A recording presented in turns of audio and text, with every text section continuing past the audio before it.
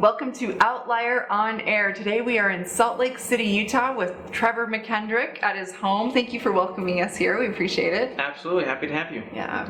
And you are the founder of Salem Software. That's which correct. Is, let's see if I can get this right, a Bible software for the Spanish community. That is correct. Okay. All right. Well, I'd like to dig into how you got into all of that because you're truly an accountant by trade. That is correct. So we love these stories of, people who have gone the academic path, followed what, we were all told to follow, this path of first you go to academia and then you go into a job, maybe in Silicon Valley, Sure. and then something happens and everything's disrupted. So if you wouldn't mind, tell us a little bit about that path for you and how that happened. Sure. So I went to school and wanted to, like you said, follow the right track and get a good job after graduation. So I studied accounting, thinking that would give me a good job, and it did. And then I started working for an accounting firm in Silicon Valley, and Highly respected accounting firm. yeah, it was KPMG, one of the big four accounting firms, and my main client was Adobe. So I was working at Adobe's offices in San Jose almost every day. And the people I worked with were really nice, and I made a lot of good friends there, but I just wasn't really happy doing the work there. Why? For a couple of reasons. One of the things is, as an auditor, I was an auditor, people don't like their auditors, right? And so your client isn't someone that enjoys seeing you. And so every day you show up to work and people weren't happy to see you, so that kind of stank. And another thing was, we didn't really have like a product that I could show people or that I could be proud of, right? Our product was this service that we audited, and at the end of the day, our product was literally a signed piece of paper that said, your books are audited, they're okay. And so that was, not fulfilling to me. Well, let me ask you this. What first got you into accounting? How did you choose that? I see from your blog you're a very analytical person. You have charts and graphs. Is that what it was? It was the placement program of the accounting school that I went to. Okay. Literally, I was in school and I was like, all I know is I want a job when I graduate, and if I do this accounting thing, I know I'm going to have a job. And when it was true, like it was correct. But it wasn't, as a 20-year-old that I was when I picked my major, it wasn't really like long-term thinking. Yeah, it's a tough thing to do, How do you decide your life path? So many of us pivot. How long did it take you in that industry before you... Sure, so I worked for KPMG for about a year, and I knew, I don't know, maybe 6 months in, maybe even less than that, I realized I can't do this forever. And so I started making plans so that I could be able to quit. So that I could try new things. I wasn't sure exactly what I wanted to try. I just knew that if I kept going down that road, it was going to lead somewhere where I already knew I didn't want to be. So even though I didn't know where I was going to jump to, why would I continue on this path? So you wanted something tangible that you could offer to the world, it sounds like, as well as using your analytical skills. So you actually were in a software company. Was it during college you worked for Novell? I did work for Novell. Did some of that experience help in this current company? Sure. So I was actually an internal auditor at Novell. Oh, okay. Which is a little bit different, but it was helpful in the fact that it was more analytical than my other accounting job, because at Novell I would help the company run more efficiently, which sounds like total corporate speak. But for example, one of the things that we did is we would look at, a lot of people in the company have a purchasing card, and so we would get all of the purchasing card transactions for like a year, and we would, in our Excel spreadsheets, analyze them and figure out, who is spending money on stuff they shouldn't be spending on, or who, is taking their girlfriend out to Israel for this, like really happened, for like drinks and stuff. Really? Yeah, no, totally. We won't say any names, or we will? No, we don't. Insert name here. Okay. Yeah, and so that kind of, I learned a lot from my coworkers there about how to look at a lot of data and analyze and come with, hard conclusions from that type of data. So that was really helpful. Cool. So tell me about the transition. You were in Silicon Valley. You were working for KPMG. What snapped? What changed to motivate you to create this company? Really, so I knew I wanted to do something else, and I was getting married. And so, my wife lived in Utah, so I thought, well, I'm getting married. She's out in Utah. This is a good excuse as any to quit. And so that was kind of the date that I said. I was like, I know I'm getting married this day. I'm just going to quit that day. And so were the plans previously for her to come to Silicon Valley and no, it was got engaged? No, it was like my opportunity to like quit. It was like a good excuse to just. Right. And then it's like a social reason because a lot of if I people was quitting and didn't have like a plan, parents start asking questions, and friends, and what goes on your LinkedIn profile, right? All these things you worry about. That's important. Yeah, so important, that LinkedIn profile. Congratulations. And, yeah. And so that was the hard date that I set to quit. Okay, cool. And then it was at that point when I started trying different products and different things as an entrepreneur. Yeah, so how did you come up with your product? So tell me a little bit more about your software today. Sure. So what we do is we build Bible study software for Spanish speakers. Okay. Is that an app? It's an online? app. It's an app for the iPhone and the iPad in Apple's App Store. Okay. And there's an audio portion to it? There is. So the way it works is you can download our app for free on your iPhone or on your iPad, and inside we sell other books and other content that we've licensed from publishers. So these are Christian. Oh, they're all Christian. They're all Christianity related. Okay. Books in Spanish from like HarperCollins, from Casa de Creación, from Lifeway. So we sell other people's content. We also sell our own audiobook of the Bible in Spanish that we created. So this seems to me to be like, I look at you personally, and you're a very accomplished Spanish speaker. You've actually lived in Mexico on your LDS mission, right? And then so you speak beautiful Spanish. In fact, our CEO has tested you and said you speak great Spanish. But so there's that. So I see you're passionate about Spanish. You also have a religious background. Is this your passion? Is that how this came about, or? Sure. So how'd you find this? I really enjoy being in the Spanish business world. Mm-hmm. But truth be told, that's not how I got here to begin with. The reason I got into Spanish was because, again, going back to the analytical background, I was trying to come up with a product that could support me and my wife, my family. Yeah. And I went into the App Store and I was trying to analyze, well, if I want to make something in the App Store, what am I going to make? And so I looked for apps that were making money, that ranked high, that didn't look like they were very well built. I looked at like we were getting bad reviews, people weren't happy with them, but I was like, well, if people aren't happy with them, but they're still paying money for them, there might be an opportunity for me. So you're looking for a hole in the market. Exactly. We've heard this before from successful app companies. Absolutely. Find a need in the market. Yeah, and that's exactly what I did. I found this little niche that people weren't paying attention to. It happened to fit a skill set that I had, which was in Spanish. Right. And I decided to build the first version. Okay, how'd you build it, and how much did it cost you? So this is a pretty crazy story when I tell people. The first version I didn't build myself. I outsourced it. It cost me $500. Which, if you know, sweet. If you know the App Store, that's amazing. Like nobody built. That's like 3 hours of a developer's time. So this was like an overseas. It was. I found a developer on Elance. I interviewed a bunch of people. Picked one. Did they do a good job? They did. So that's the key, right? It was good enough. I don't want to spend $10,000 on something that wasn't gonna make money. It wasn't tested. It's like a minimum viable product. Yes, they use a phrase. Let's just use some buzzwords. Yeah, okay, we can use some buzzwords. All right. MVP, It was exactly what it was in hindsight. It was an MVP. And in fact, the guy wasn't able to finish it because he got sick or something. So I finished like the last 10% of it. Oh, really? Published it myself at like 3 a.m. And my goal was to like make our rent with this thing, which was like $600 at the time.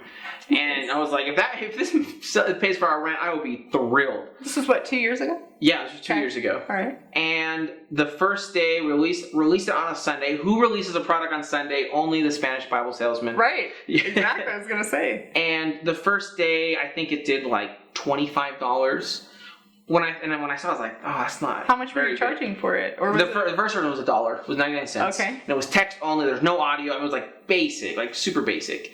And it made $25, and then I increased the price to $2. And our first month we did like $1,500. So how were you creating something already in your MVP state that was better than was already out there? Because obviously there were others out there. There were a couple others. Our first version was probably on par with the other ones out there. It wasn't. I think it's an important point. the better product doesn't always win. And so we wanted to make something that was good enough to test the market, but not dump a whole bunch of money into it yet. But you saw day one that people were paying for it. Yes. That's a good sign. Yeah, no, it was great. And so we did, like I said, we did $1,500 our first month.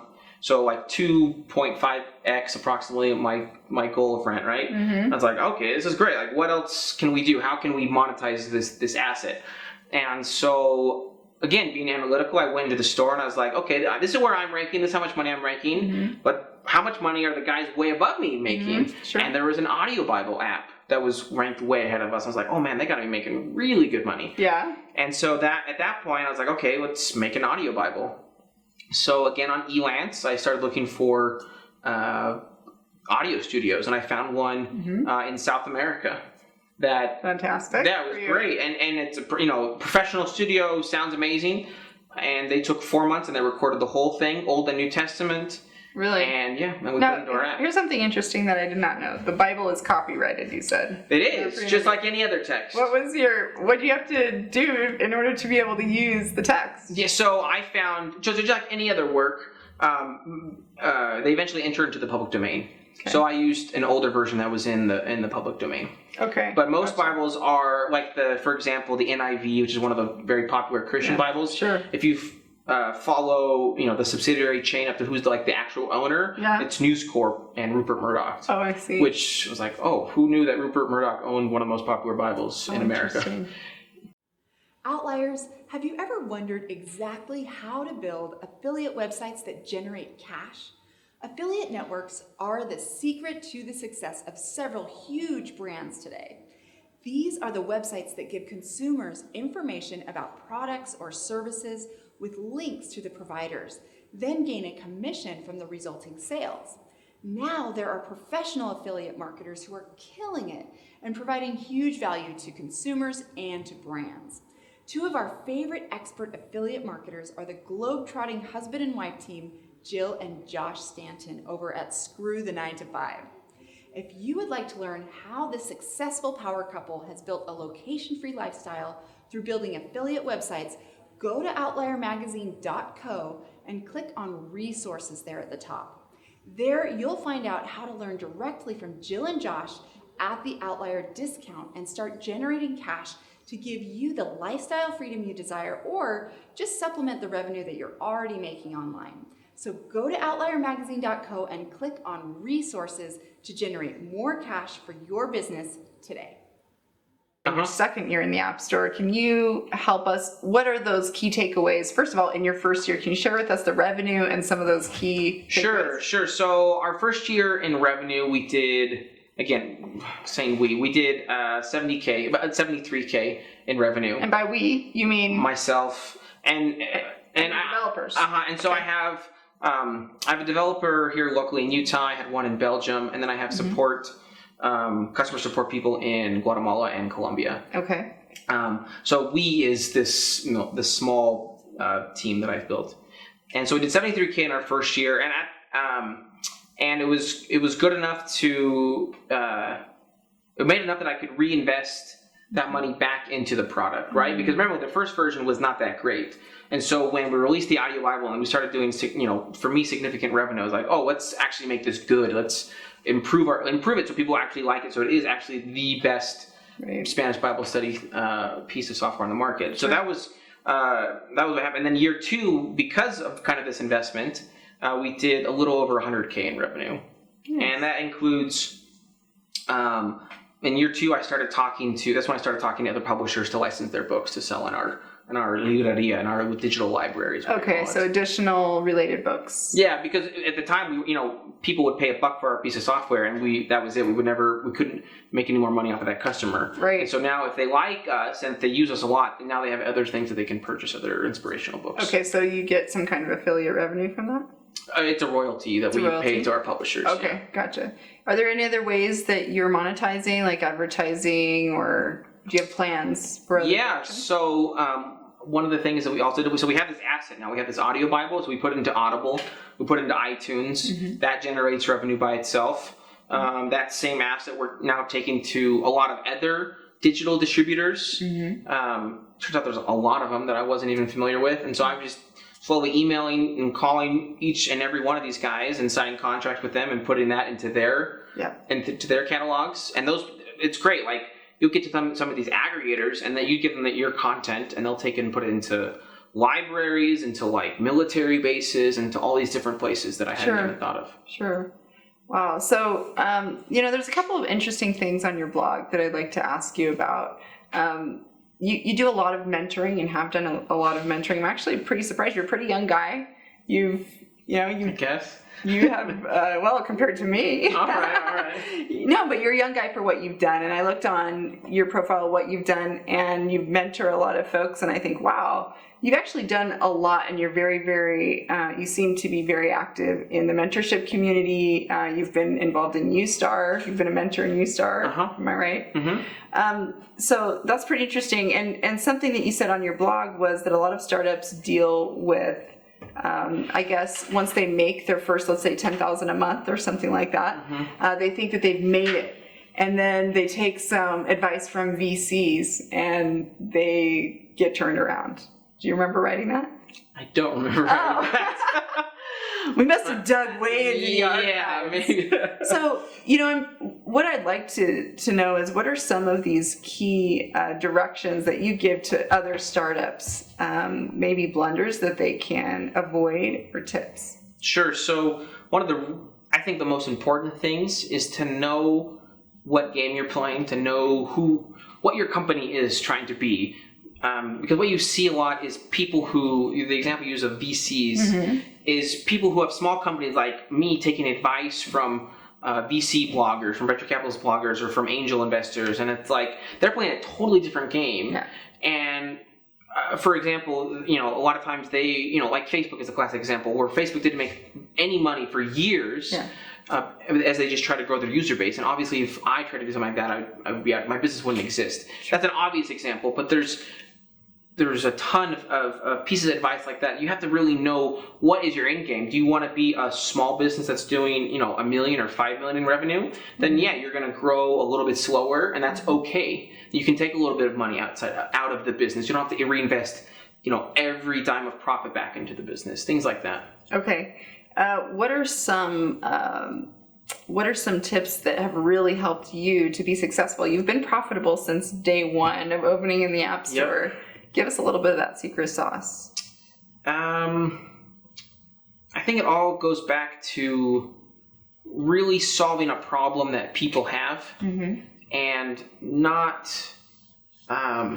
getting distracted with how your app looks, or how it looks is kind of just paint on the top, right? Like, really solving a problem. I think I was telling you a little bit earlier about this example of why do people go to see movies? People want to go to see a movie to see a good story, to get involved into something. Yeah. And they don't care really, or when they're watching TV, they don't really care how it looks, which is why The Simpsons or South Park or The Family Guy, which don't have the best animation, you can say that are really popular. But then a movie by Pixar, like Cars 2, was one of their first duds, because it looks amazing, but the story's crappy. They're doing bad characters, and I think the same thing applies for online businesses and businesses in general. Like, Craigslist is like The Simpsons of online businesses, right? Sure.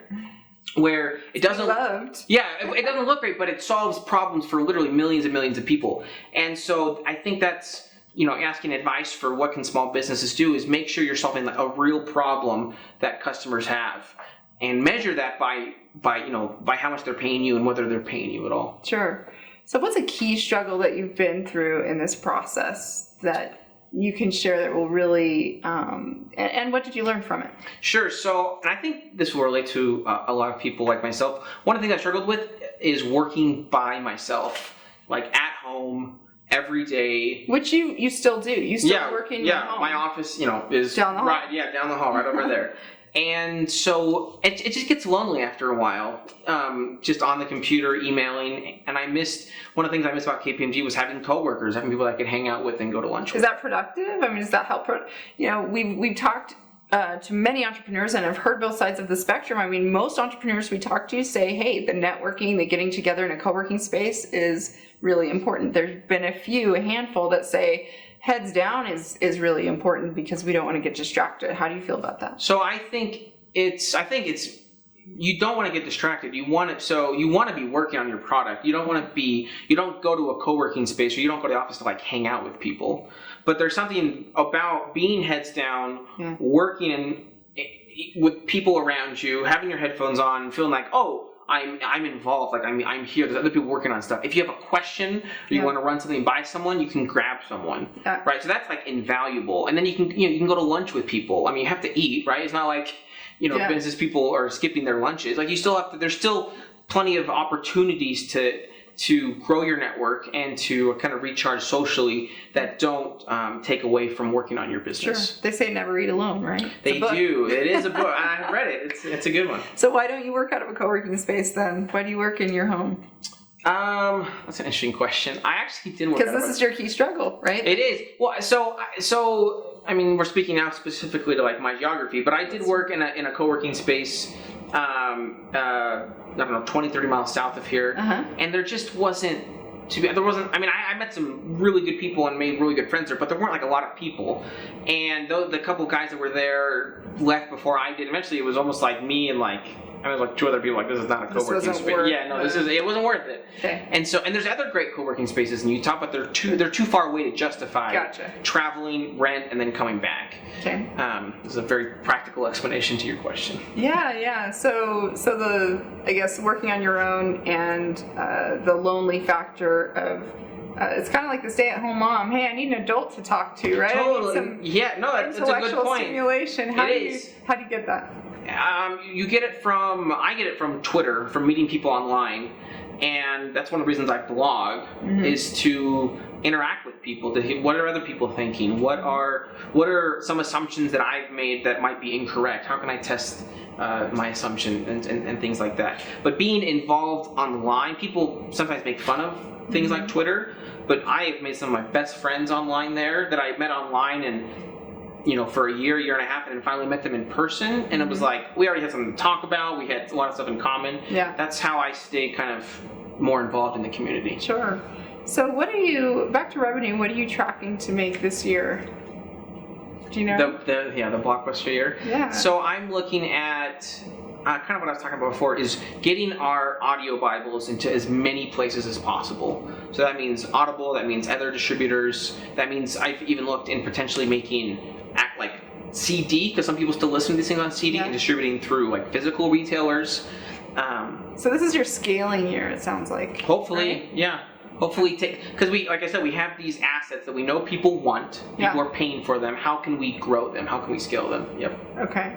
So do you know what we're halfway through the year?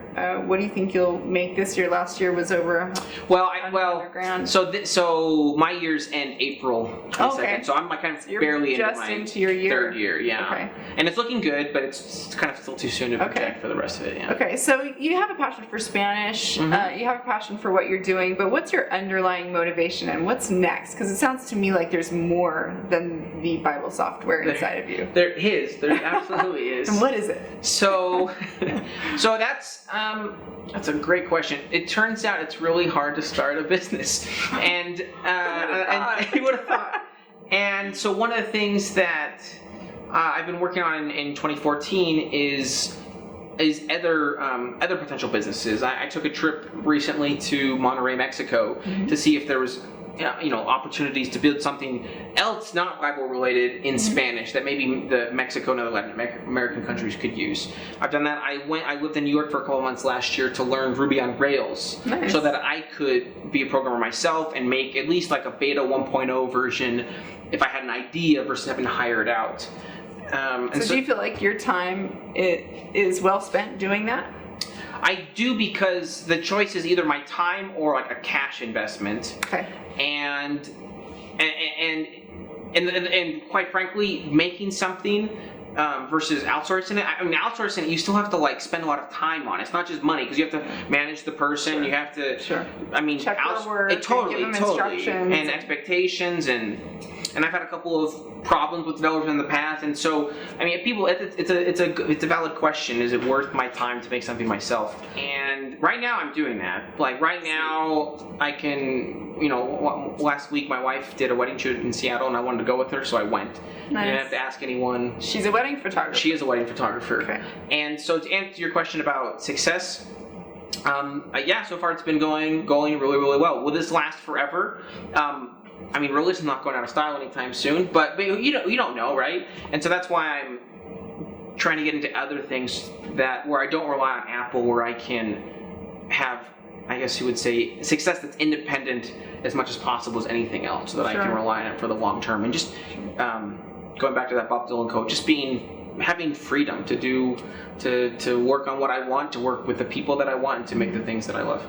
So you have reached a measure of success according to that, but what's the next big mark that you are trying to hit personally? So for your next degree of fulfillment? Sure. So, I mean, personally, I would love to have a company that employees would like to work at. Like, one of the problems for me was working at KPMG was such a drag, and that was because of upper management, like 7 layers above me, right? And all over. Yeah, and so many people don't like their jobs. And when we spend so much of our lives working on things that we don't like, I mean, that's just to me, it's miserable. Yeah. And so for me, it would be extremely personally fulfilling to create a place that people enjoy coming to, or at least they didn't dread going to. Like on Sunday night, when you get that feeling in your stomach.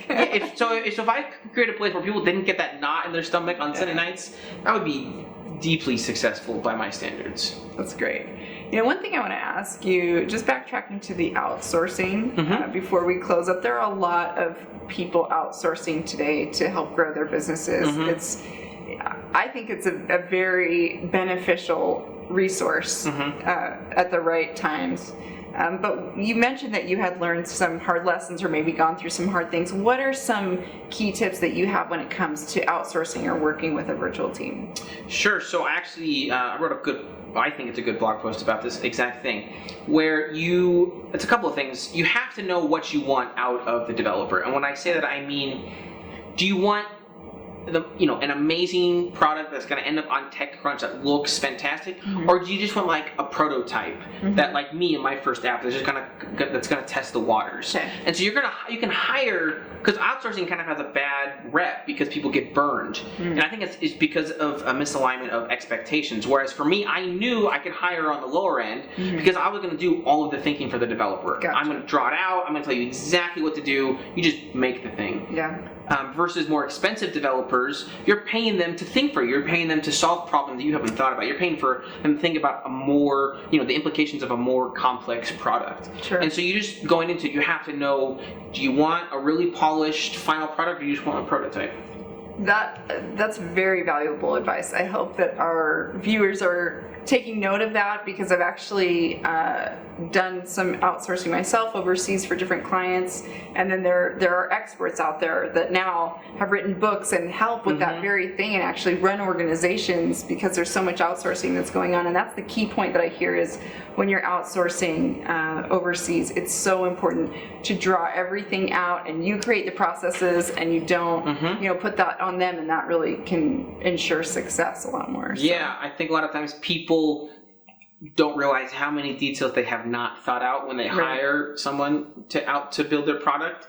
And anything you have not thought out that your contractor has to spend time on is just going to cost you more money. So the more you can have exactly detailed out, literally, I would draw my screens and say this button does this and goes in that, like all the details hammered out, it's going to save you a lot of money and lower your risk. Great advice. Appreciate that. Thank you so much for welcoming us over to your place and, just letting us kick it with you, see your digs right here in your home. Absolutely. Happy to have you guys. Yeah, and you really have a great blog. Tell us where we can find you there. You can find me at trevormckendrick.com. Okay. My first and last name. And if you go to outliermagazine.co, you'll see all the show notes for what we talked about today, the links to the book, the links to the audio book that you have created. And also we'll have a bonus walkthrough video of this space. So join us online.